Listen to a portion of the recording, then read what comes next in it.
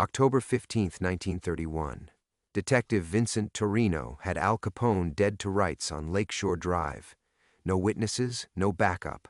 Just a Thompson submachine gun hidden under his patrol car seat. Vinny stepped out of his cruiser, walked to Capone's Cadillac, and emptied the clip through the driver's side window.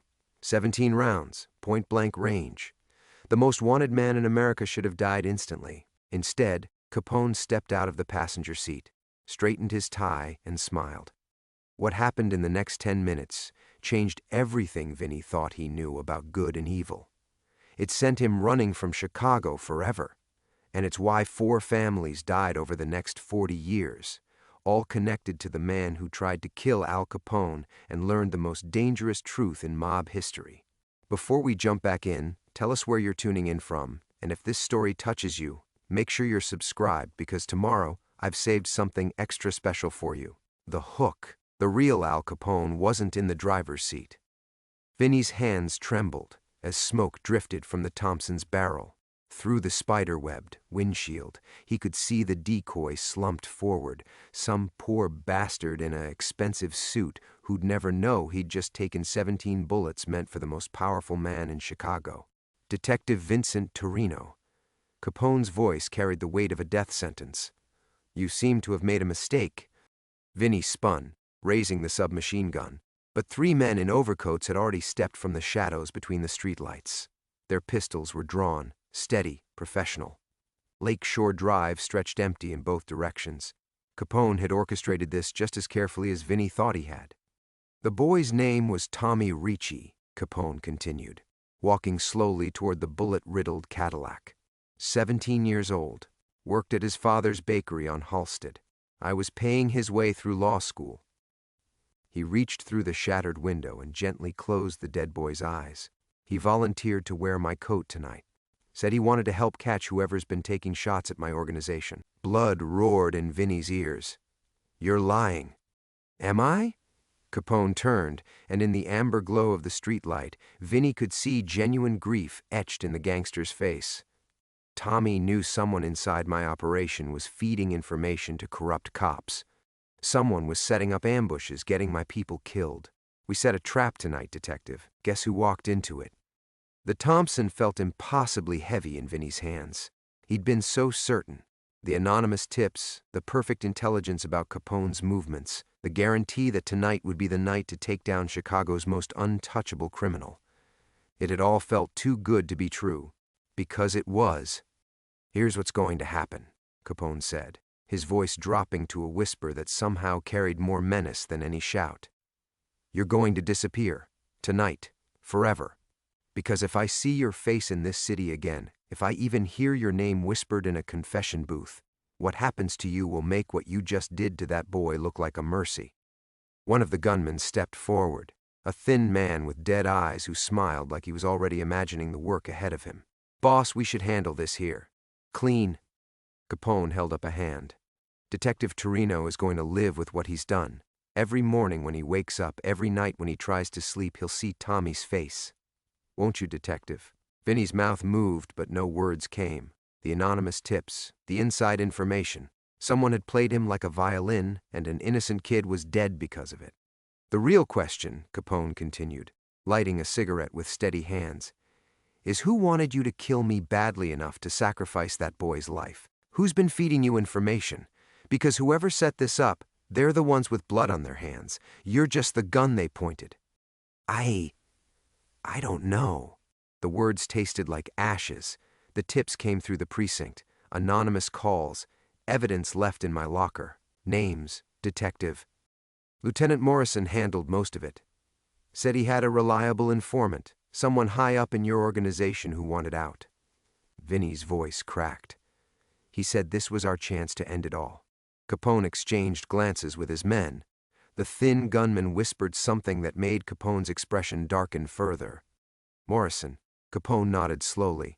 "That explains a few things. Tell me, Detective, did your lieutenant happen to mention that 3 of my legitimate businesses were robbed this week?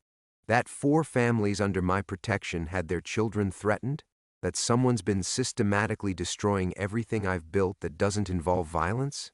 Vinny stared. In all his research, all his surveillance, He'd never heard about Capone protecting anyone. The newspapers painted him as a monster, pure and simple. "You really don't know, do you?" Capone seemed almost amused. "You think I'm just some thug with a machine gun.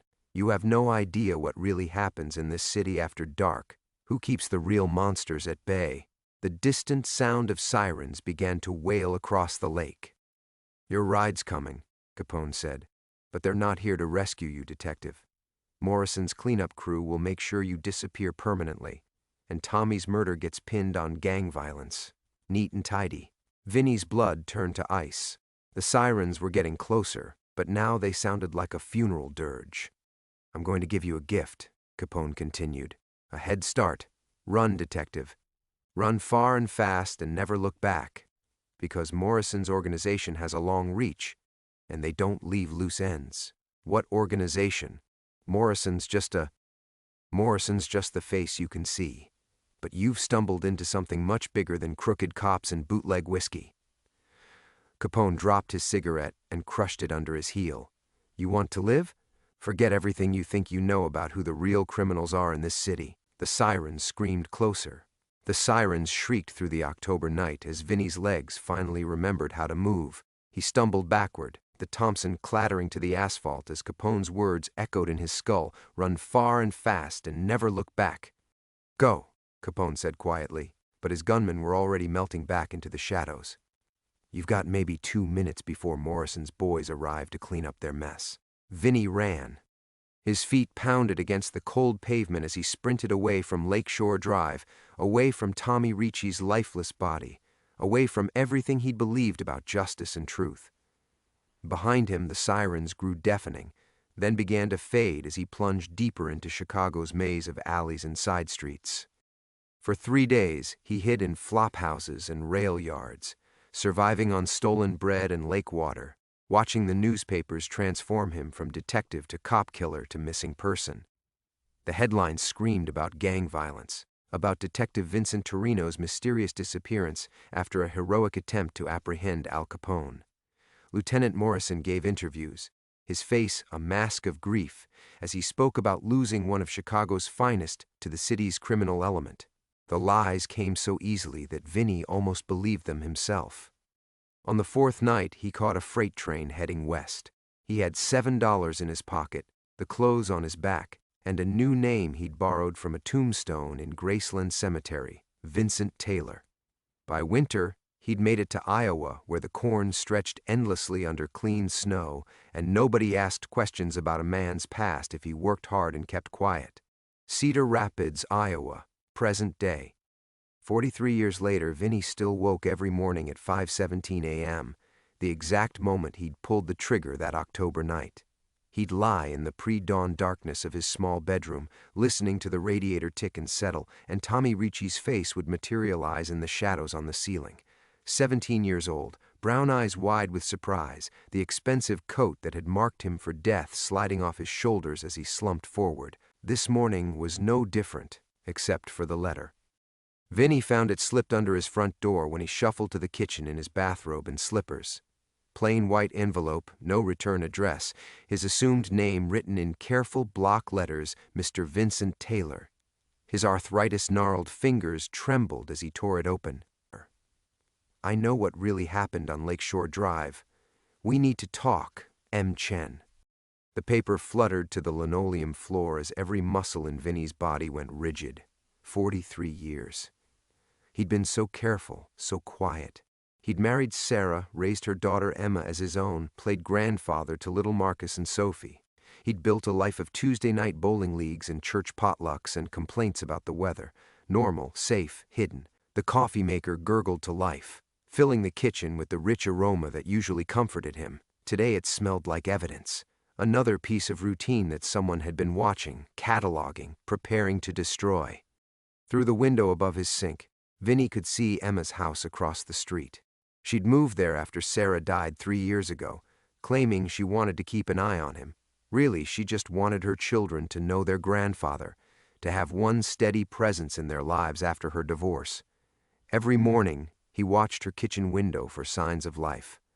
Emma rushing around making breakfast, Marcus complaining about homework, Little Sophie dancing in her pajamas while cartoons played. This morning, 6-year-old Sophie pressed her face against the glass and waved at him with both hands, her breath fogging the window. Her gap-toothed grin was so pure, so trusting, that Vinny felt his chest tighten with something beyond love, a fierce protective terror that made his old bones ache. Emma appeared behind Sophie, coffee mug in hand, and spotted him at his window. She mouthed "Good morning, Dad," and pointed at her front door, a familiar invitation for him to join them for breakfast. She did this every Thursday, had done it for 3 years, and Vinny treasured these mornings more than his own heartbeat. But today, he couldn't move. The letter lay at his feet like a loaded gun, and 43 years of carefully constructed peace felt as fragile as spider silk. He thought about Tommy Ricci, about Al Capone's warning that Morrison's organization had a long reach, about the life he'd built here, the people who called him Dad and Grandpa, and never suspected that Vincent Taylor was a lie wrapped around a killer's bones. Across the street, Emma opened her front door and stepped onto the porch, concern creasing her face when he didn't wave back. Vinny forced himself to smile and lift his hand, the gesture feeling like a goodbye even as he made it. Because somewhere in Cedar Rapids, someone named M. Chen was waiting for an answer to a letter that could destroy everything he'd spent 4 decades protecting. The coffee maker finished brewing with a final, satisfied gurgle. Outside, another ordinary Thursday morning began. Vinny managed exactly 4 sips of coffee before the knock came. 3 sharp raps against his front door, deliberate and patient. Not the hurried tap of a neighbor borrowing sugar, not the authoritative pound of law enforcement. Something in between, professional but not threatening, yet. His arthritic hands trembled as he set down the mug, coffee sloshing onto the kitchen table. Through the window, he could see Emma still standing on her porch, now holding Sophie's hand as they walked toward his house. His Thursday breakfast invitation, right on schedule. The normalcy of it felt surreal against the hammer of his heartbeat. Another 3 knocks, identical in rhythm and pressure. Vinny shuffled to the front door, each step feeling like he was walking toward his own execution. 43 years of hiding, and it would end on a Thursday morning while his granddaughter skipped across the street in her frozen pajamas. He pressed his eye to the peephole, expecting to see Lieutenant Morrison's ghost or one of Capone's thin-smiled gunmen, somehow preserved by violence and vengeance. Instead, he saw a young Asian woman in a navy peacoat, maybe 30 years old, holding a leather messenger bag and checking something on her phone. She had kind eyes behind wire-rimmed glasses and the patient posture of someone accustomed to waiting for reluctant answers. "Mr. Taylor?" Her voice carried through the door, professionally warm but not intrusive. "My name is Michelle Chen. I left you a letter earlier." Vinny's mouth went desert dry. She looked nothing like his nightmares. No gun, no dead eyes, no connection to the Chicago streets that had tried to swallow him whole. But the letter had known his assumed name, had known about Lakeshore Drive. That knowledge could only come from one place. "I'm not interested in whatever you're selling," he called through the door, his voice cracking on the lie. "I'm not selling anything, Mr. Taylor. I'm a podcaster. True crime. I've been researching the Vincent Torino case for 2 years. A pause, then softer. "I know you didn't kill those people." The words hit him like a physical blow. Vinny staggered backward, his shoulder striking the wall hard enough to rattle the framed photo of Sarah hanging there. Her smile seemed to mock him. "You promised her a clean life, a safe life. You promised her Vincent Taylor was real." "Go away," he whispered. But his legs were already giving out. He slid down the wall until he was sitting on the hardwood floor of his entryway, staring at the door like it might explode. "Mr. Taylor, I understand you're frightened, but the official story never made sense." Chen's voice remained gentle, but now it carried an urgency that made his skin crawl. Detective Vincent Torino wasn't a cop killer. The massacre they blamed you for, the one that left 8 people dead in Little Italy 3 days after Lakeshore Drive, you weren't even in Chicago when it happened. 8 people. Vinny's vision blurred. He'd never heard about 8 people, had never known the exact count of lives destroyed by his failure that night. The newspapers he'd glimpsed while running had only mentioned Tommy Ricci. "Daddy?" Emma's voice drifted through the door. followed by Sophie's higher pitch. "Grandpa, why won't you open the door? The lady seems nice." "God Christ." They were right outside. Vinny could hear Sophie's small feet shuffling on his welcome mat, could picture Emma's protective stance as she sized up the stranger. His family, 2 feet away from the truth that would shatter everything. "Mr. Taylor," Chen continued, and he could hear her turning toward Emma and Sophie. "I know this is difficult, but there are people who've been looking for you for 43 years, not to hurt you, to finish what Lieutenant Morrison started. The real killers are still out there, and they know where you live." The floor seemed to tilt beneath him. Morrison's organization. Capone had warned him they had a long reach, but Vinny had convinced himself that 43 years of silence had been enough, that Vincent Taylor's quiet life in Iowa had buried Vincent Torino's sins deep enough to keep them dead. "Emma," he called out, his voice barely steady. "Take Sophie home. Now." "Dad, are you okay? You sound—" "Take her home." The words came out harsher than he'd intended, sharp with 43 years of suppressed terror. Through the door, he heard Sophie's sharp intake of breath, then the sound of Emma's footsteps moving quickly across his porch. "Ma'am," Emma's voice turned cold, addressing Chen. "I don't know what kind of scam you're running, but, Mrs. Patterson, your father is in danger, real danger. And if I found him, others can too." Vinny's blood turned to ice water. She knew Emma's name. She knew everything. The careful life he'd built, brick by brick, morning by morning, Thursday breakfast by Thursday breakfast. It was already gone. Had been gone the moment that letter slipped under his door. He couldn't go back to being Vincent Taylor, grandfather and widower and Tuesday night bowler. The past had finally come home. Through the door, Vinny could hear Emma's sharp intake of breath. "How do you know my name?" "Please," Chen's voice carried a tremor of urgency. "Just take your daughter somewhere safe. Let me talk to your father. Like hell." Emma's footsteps moved closer to the door. "Dad, I'm calling the police." "No!" The word exploded from Vinny's throat before he could stop it. Police meant questions, official records, computer databases that might flag the name Vincent Taylor and connect it to Vincent Torino.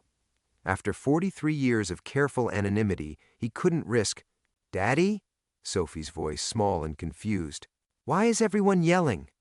Vinny pressed his forehead against the cool hardwood, listening to his granddaughter's innocent question destroy what remained of his composure. He'd spent 6 years teaching Sophie to ride bikes and tie shoes, reading her bedtime stories about brave princesses who saved kingdoms. She knew him as the man who made funny voices during cartoons and always remembered which flavor of ice cream was her favorite. She didn't know she was standing 3 feet away from a killer. "Emma," his voice came out steadier than he felt. "Please, just give me a minute." Through the peephole, he watched Emma's face cycle through confusion, protectiveness, and something that looked uncomfortably like recognition. She'd always been too smart, too observant. Even as a teenager, she'd asked questions about his past that he'd deflected with stories about growing up poor in Ohio. Now she was studying Chen with the same sharp attention she'd once turned on his carefully constructed lies. 5 minutes, Emma said finally. "Then I'm calling someone." Footsteps receded across the porch, but Vinny knew Emma wouldn't go far. She'd position herself somewhere she could watch, somewhere she could intervene if— "Mr. Taylor," Chen said softly, "I need you to listen very carefully. 3 days ago, someone broke into my apartment in Chicago. They didn't take anything, but they left a message. 3 words written in red marker on my bathroom mirror. Stop digging, bitch." Vinny's chest tightened. Red marker. Morrison's men had favored red. Red chalk on doors to mark targets. Red paint splashed across windows as warnings. Capone had mentioned it during those final moments on Lakeshore Drive, how Morrison's organization used red like a signature. "That was my cue to leave the city," Chen continued. "I've been driving for 18 hours straight to reach you before they do. They know I'm close to the truth." "What truth?" The question slipped out before Vinny could stop it. A pause. "Then, that you were a patsy. That Lieutenant Morrison was using you to eliminate witnesses, not criminals. And that Al Capone was trying to stop him." The radiator in the hallway kicked on with a mechanical wheeze that sounded like dying breath. Vinny stared at the door, his mind reeling. Morrison using him? Capone trying to stop? You're lying. But even as he said it, fragments of memory began shifting, reshaping themselves into patterns he'd spent 43 years refusing to see. The anonymous tips that were always perfectly timed, the evidence that appeared in his locker like gifts from an informant who never asked for anything in return. Morrison's face when Vinny reported back, satisfaction disguised as professional interest. The night you shot Tommy Ricci, Chen said, you weren't interrupting a criminal operation. You were interrupting a meeting between Capone and federal agents. Tommy was wearing Capone's coat because they'd received word about an assassination attempt. Capone was trying to turn state's evidence. No. Vinny shook his head violently. Capone was a killer, a bootlegger. He was many things, but that night, he was also the only thing standing between Morrison's organization and complete control of Chicago's underground. Chen's voice dropped. When you failed to kill him, they moved to Plan B. The Little Italy massacre 3 days later? That was Morrison's cleanup crew eliminating everyone who could testify about the federal cooperation. 8 people, families, children maybe, all dead because Vinny had trusted the wrong man, because he'd been so eager to be the hero that he'd become the perfect weapon. Across the street, he could see Emma standing in her front yard, Sophie beside her, both of them watching his house with expressions of growing alarm. His daughter held her phone in one hand, thumb hovering over the screen.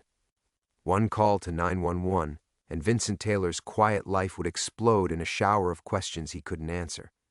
They've been watching you, Chen said, Morrison's people, waiting to see if you remembered anything useful, if you'd become a liability. My investigation stirred up interest, made them nervous. Vinny closed his eyes, but instead of darkness, he saw Tommy Ricci's face. 17 years old and trying to save his city by wearing a dead man's coat. What do you want? He whispered.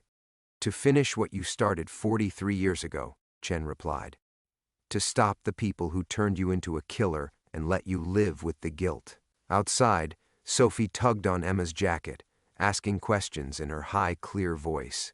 The truth was coming for all of them. Vinny opened the door. The decision happened without conscious thought, his hand moving to the deadbolt as if controlled by someone else. 43 years of hiding, and it ended with a simple twist of his wrist. Chen looked smaller in person, more fragile than her voice had suggested. The messenger bag across her shoulder bulged with what he assumed were files, evidence, the carefully documented unraveling of Vincent Taylor's life. When she met his eyes, he saw something unexpected. Not the predatory gleam of a journalist hunting a story, but genuine sorrow. Thank you, she said quietly, stepping inside. Vinny closed the door and immediately felt the weight of what he'd done. Emma was still watching from across the street, her phone now pressed to her ear, calling her ex-husband maybe, or her sister in Des Moines, someone who could take Sophie somewhere safe while Emma figured out why her father was entertaining strange women with dangerous knowledge. You look exactly like the old photographs, Chen said, studying his face with clinical interest. The bone structure, the eyes.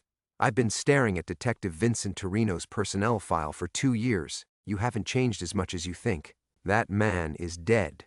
Vinny's voice came out rougher than intended. Has been for 43 years.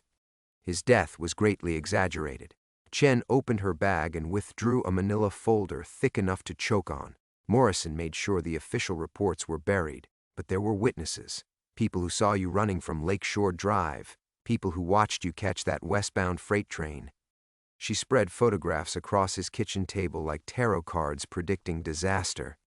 Crime scene photos from 1931. Lakeshore Drive slick with October rain.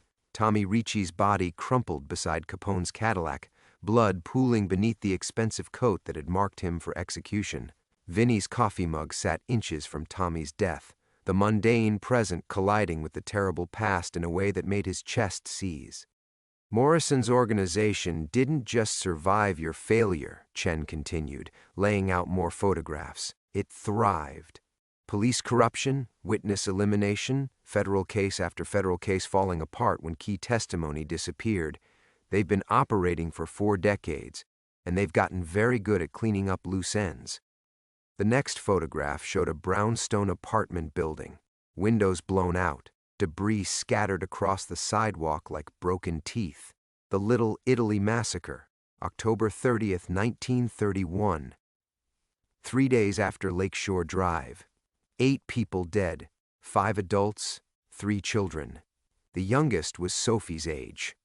Vinny's legs gave out. He collapsed into his kitchen chair, the same chair where he'd eaten breakfast every morning for 15 years, where he'd helped Marcus with homework and listened to Sophie practice reading. Normal grandfather things, safe grandfather things, built on a foundation of corpses. The official story blamed gang warfare, Chen said, her voice gentler now. Rival bootleggers settling scores. But the victims weren't criminals, Mr. Taylor. They were families who lived in the building where Capone met with federal agents. Families who might have seen something, heard something, remembered something. She placed another photograph on the table. A little girl with dark curls and solemn eyes, maybe 7 years old, standing beside a woman who shared her features. Mother and daughter, frozen in time before Morrison's cleanup crew found them. Maria and Lucia Benedetti. Maria had been Capone's cook before he started cooperating with the feds. She knew his safe houses, his meeting places, his contacts. Her daughter just knew how to make paper dolls and sing Italian lullabies. Vinny couldn't breathe. The kitchen felt smaller, the walls pressing inward like a coffin.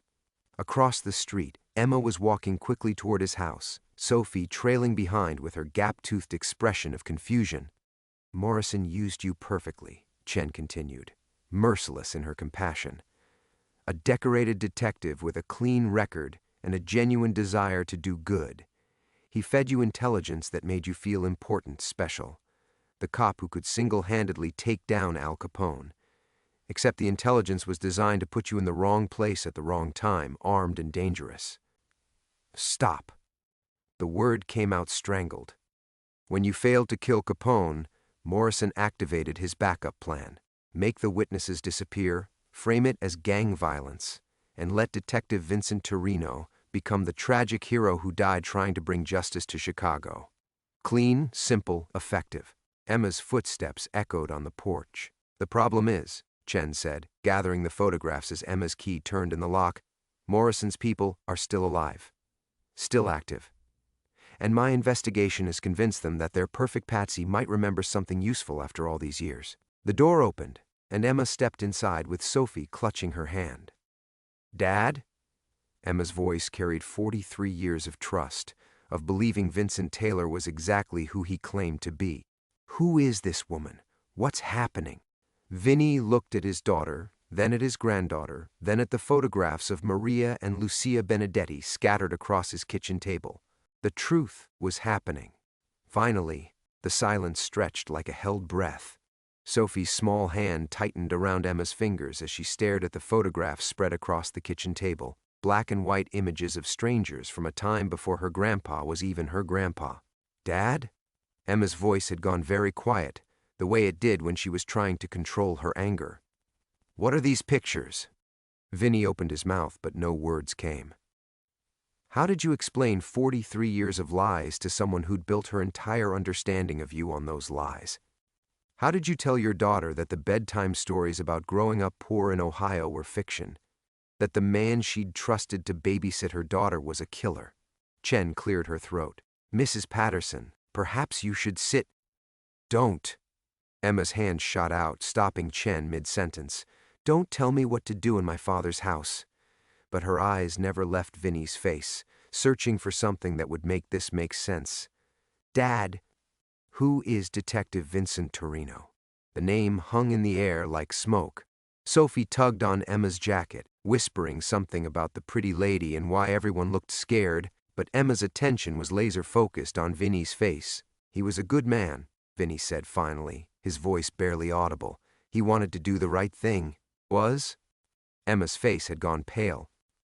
Dad, you're talking about yourself in past tense. Chen gathered the photographs into a neat stack, her movements precise and careful. Mrs. Patterson, your father saved countless lives by walking away from Chicago. Morrison's organization would have used him to kill dozens more innocent people if he'd stayed. Morrison's organization? Emma's voice cracked on the words. What the hell is Morrison's organization? Vinny watched his daughter's world collapse in real time. The small furrow between her eyebrows, the way her free hand gripped the back of his kitchen chair. He'd seen these same gestures when she was 16, and he'd told her about Sarah's cancer diagnosis. The desperate search for solid ground when everything familiar suddenly felt uncertain. "Emma," he said, "I never meant for what?" She was crying now, silent tears that cut him deeper than any of Morrison's threats ever could. "For me to find out that my father is somebody else?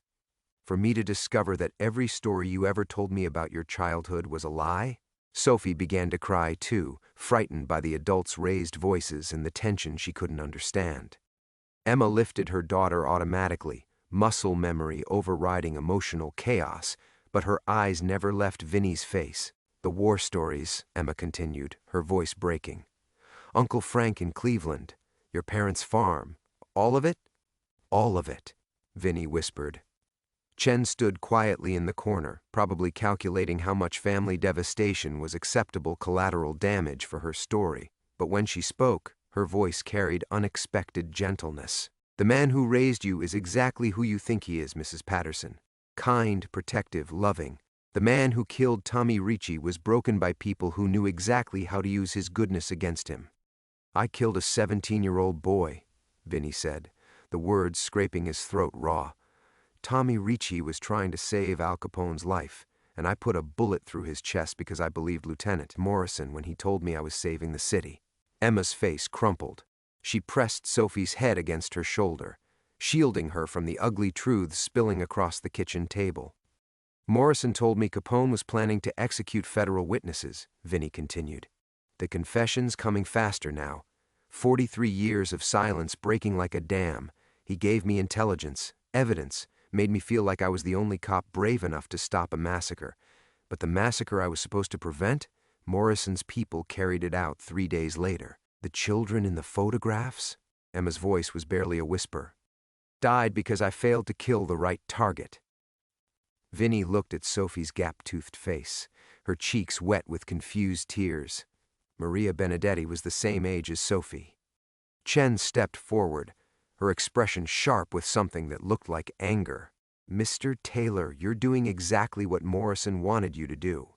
Taking responsibility for murders you didn't commit, carrying guilt that belongs to the people who manipulated you."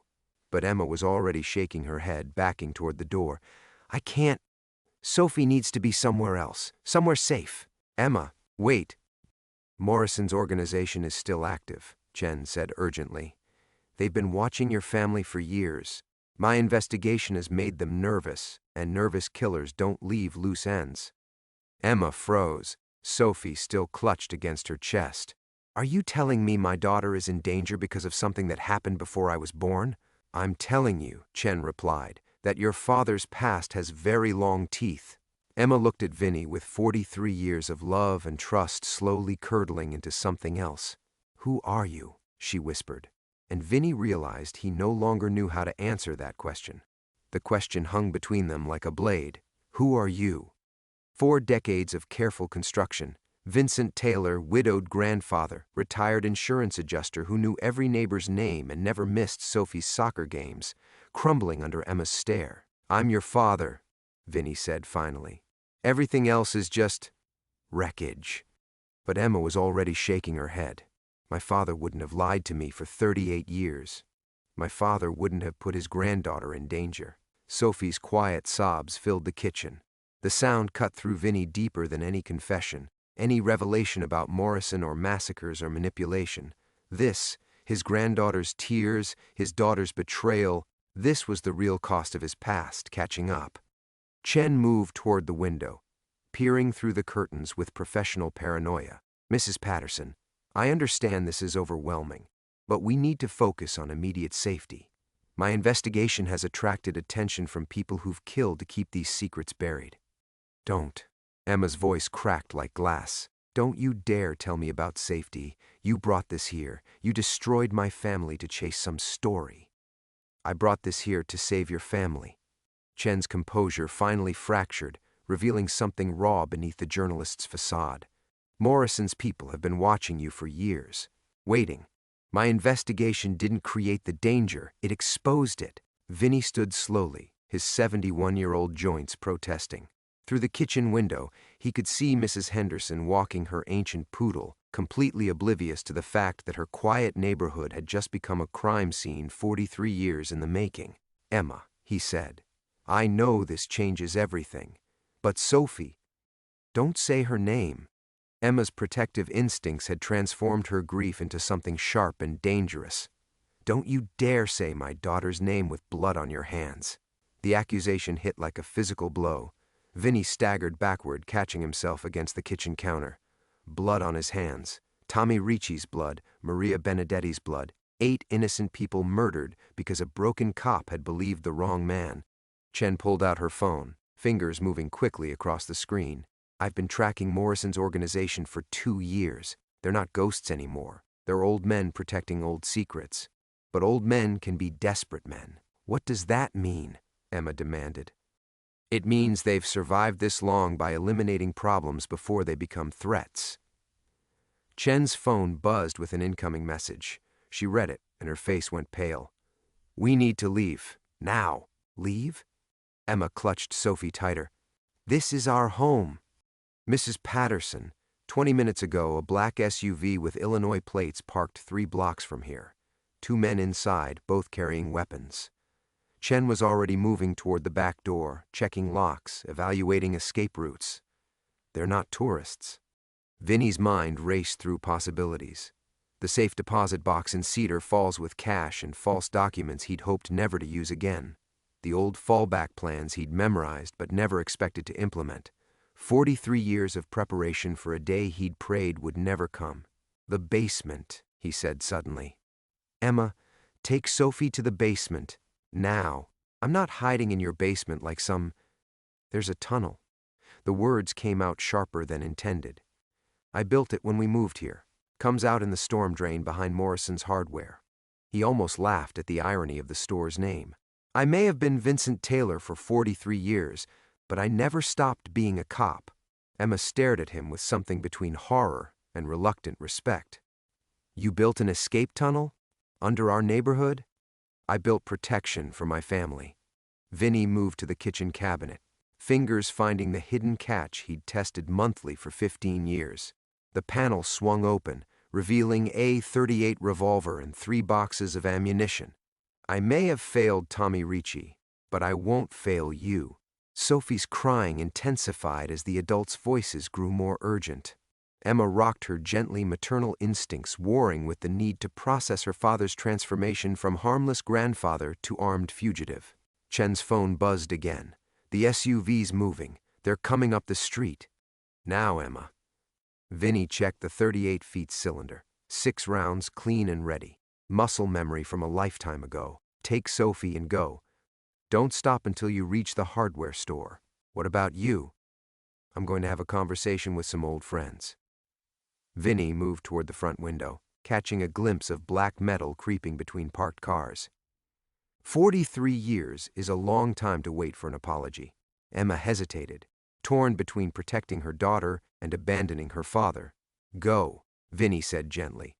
"Let me be the father you thought I was, just this once." She disappeared toward the basement, Sophie's frightened voice echoing down the stairs. Outside, car doors slammed. Vincent Torino checked his weapon and prepared to meet his past. The footsteps on his porch were deliberate, unhurried, professional. Vinny recognized the cadence. Men who'd done this before, who understood that rushing led to mistakes. Through the front window, he caught glimpses of movement, shadows arranging themselves with tactical precision. 43 years of Vincent Taylor's careful normalcy stripped away in seconds, revealing the cop underneath. The man who'd walked beats in Chicago's worst neighborhoods, who'd learned to read violence in the way men held their shoulders, who'd survived 6 years on the force before Morrison's manipulation destroyed everything. Chen pressed herself against the kitchen wall, phone clutched like a lifeline. How long until Emma and Sophie reached the tunnel? 3 minutes to get downstairs, another 5 through the passage. Vinny moved away from the window, positioning himself where he could see both the front door and the kitchen entrance. Basic tactical positioning. Never let them corner you, always know your exits. You should go with them. I'm not leaving. Chen's voice carried unexpected steel. This story ends here, one way or another. The front doorbell rang. The sound was so ordinary, so aggressively normal that Vinny almost laughed. 43 years of running from Chicago's shadows, and his past came calling like a census taker. "Mr. Taylor?" The voice through the door was gravelly, polite. "My name is Detective Raymond Morrison. I'd like to speak with you about an old case." Morrison. Not the Morrison who'd orchestrated Tommy Ricci's death. That man would be 90-something by now, probably dead. This was legacy, inheritance passed down through decades of corruption. The son, maybe, or a lieutenant who'd learned at the master's feet. "Just a few questions," Morrison continued, "about your time in Chicago." Chen moved closer, whispering urgently. "Don't open it. Don't engage. They're fishing." But Vinny was already walking toward the front door, the .38 heavy in his hand. "They're not fishing. They know exactly who I am." He stopped 3 feet from the door, close enough to be heard clearly. "Vincent Torino died in 1931, Detective. You must have the wrong house." Silence. Then, soft laughter. "Mr. Torino, my grandfather spoke of you often. Said you were a good man who asked the wrong questions. Said he regretted how things ended. Your grandfather." Vinny's chest tightened as the pieces fell into place. Not just organizational continuity, family business. Morrison's corruption had been generational, passed down like a trade. He also said you were smart enough to run, but too decent to stay hidden forever. Morrison's voice moved closer to the door. "Family men don't abandon family even when they should." The threat was velvet-wrapped, but unmistakable. Emma and Sophie, obvious targets if Vincent Torino proved uncooperative. Chen grabbed his arm. "Don't let him manipulate you. That's what they do. Use your goodness against you." But Vinny was remembering Tommy Ricci's face, the surprise in the boy's eyes as he collapsed beside Capone's Cadillac.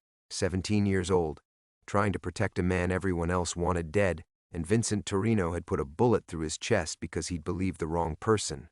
"What do you want?" Vinny called through the door. "Just conversation. You've lived with questions for 43 years. I have answers. Your grandfather had answers too. They came with 8 corpses." Another pause.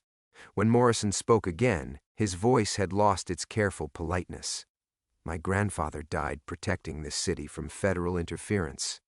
Your investigation threatens to undo decades of careful work." Chen's investigation, of course.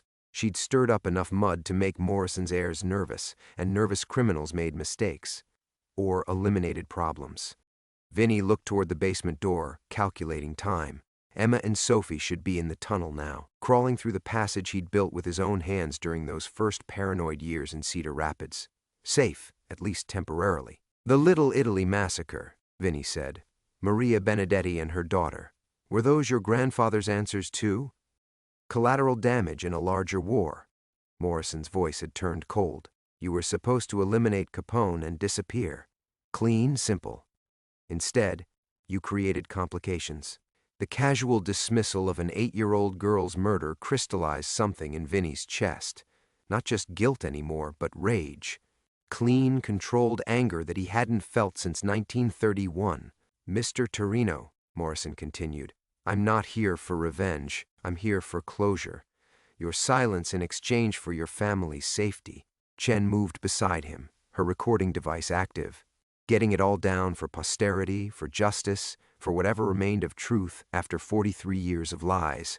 Vinny made his decision. He opened the door. Raymond Morrison stood on his porch, 50-something with his grandfather's cold eyes and a younger man beside him whose hand rested casually inside his jacket. Not cops, predators wearing the memory of badges. "Detective Morrison," Vinny said quietly. "Let's talk." Morrison stepped across the threshold with the confidence of a man who'd never met real resistance. His grandfather's eyes, Vinny realized, but softer around the edges. 3 generations of corruption had bred out some of the original steel. "Mr. Torino, you look exactly like my grandfather described, older but unbroken." Morrison glanced around the modest living room, taking in 43 years of Vincent Taylor's careful normalcy. Family photos on the mantel, Sophie's drawings magneted to the refrigerator. the accumulated debris of a life lived in deliberate obscurity. Peaceful neighborhood. Good schools nearby, I imagine. The threat was surgical in its precision. Vinny kept the .38, low but visible professional courtesy between predators. Your grandfather was a thorough man, Vinny said. I'm assuming you inherited his attention to detail, among other things. Morrison settled into Emma's favorite chair without invitation, completely at ease. His companion remained standing, hand still resting inside his jacket. The organization has evolved since 1931, Mr. Torino. We're businessmen now, not soldiers. Less dramatic, more sustainable. Chen stayed pressed against the kitchen wall, recording device active, getting it all down for whatever remained of justice after the smoke cleared. But sometimes, Morrison continued, old debts require traditional collection methods. Vinny moved to the window, checking the street. 2 more men visible now, positioned with tactical precision. Morrison hadn't come for conversation. He'd come to close a file that had been open too long. What debt? Vinny asked. I killed Tommy Ricci like your grandfather wanted. Started a war that destroyed Capone's organization and cleared the field for Morrison's people. Seems like I delivered exactly what was promised. You disappeared. Morrison's voice carried genuine frustration. Do you understand how many loose ends that created? How many questions federal investigators asked when Detective Vincent Torino simply vanished? I was supposed to disappear. Clean, simple, remember? You were supposed to die heroically in the line of duty 6 months later. Tragic shootout, posthumous medals, closed investigation. Morrison smiled without warmth. Instead, you became a living reminder that Chicago PD had rogue elements willing to attempt political assassinations. The scope of the manipulation was breathtaking. Not just the setup with Capone and Ricci, but Vinny's entire future planned out, right down to his martyrdom. Morrison's grandfather had been playing chess while Vincent Torino was barely managing checkers. Ms. Chen's investigation has attracted federal attention, Morrison continued. Old files being reopened, new questions being asked, uncomfortable questions about police corruption in the Capone era. Chen stepped forward, journalist instincts overriding survival instincts.